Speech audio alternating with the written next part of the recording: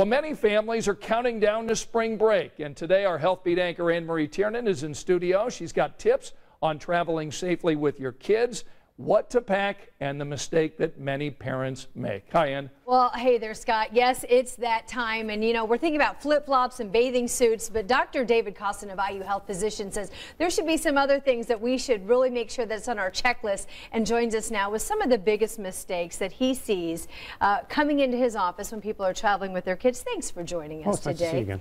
So we're talking about traveling, and I guess that's the biggest warning right there. Tell us about the experience that you've had in your practice with this. Yeah, I know a lot of families right now are thinking about getting out of Dodge and getting someplace warm after this cold winter.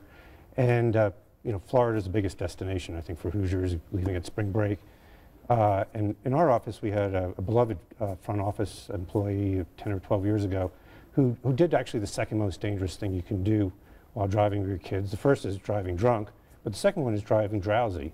And she and her husband had made an unfortunate decision to drive to Orlando through the night because they had an 8-year-old boy and his friend in the back seat, and they thought it'd be easier, and it probably is easier.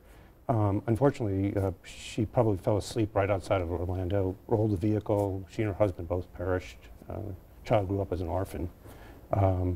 So really encourage Hoosiers to make a really considered choice about not making that midnight dash. There's a reason they put Chattanooga there, Nashville there. It's a good place to stop for the night, get up fresh the next morning, get to Orlando or Destin fresh, rested.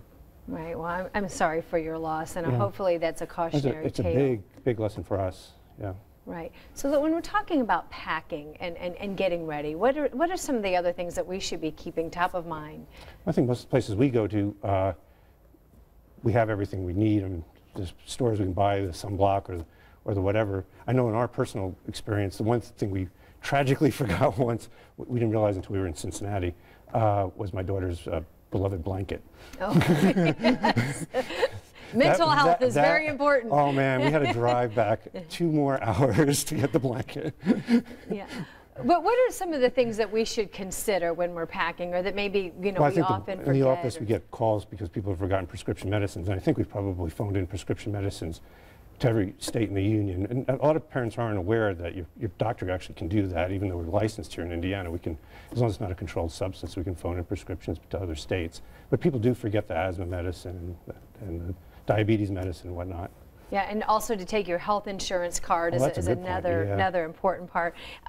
Insect repellent, pain relievers. What about taking, give them a little Benadryl before they get on the plane? What is your thought about that? Well, that can really backfire, especially in the 2- and 3-year-olds where you might be really tempted to do it because it's hard to keep them entertained on a long flight. Those medicines can make kids really hyper. So I caution parents, at the very least, try it on the ground first. Don't be trapped in a tin can for 4 hours with a hyper kid. It can't be fun. Yeah, and then what are some of the problems that you see when people return from a trip? Well, it depends where you're returning from. We've seen some really interesting diseases from people who've traveled from third world countries, even the Caribbean.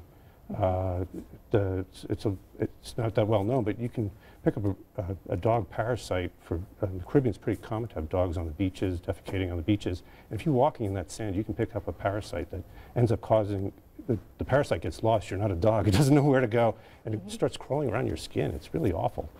Okay, so things to keep in mind as we're all so excited about spring break. Use those flip-flops. Yes, yeah. Where are the flip-flops? Those are just as important. All right, Dr. Costin from IU Health Physicians, thank you so much for joining us. All right, have a good time on vacation. All right, Scott.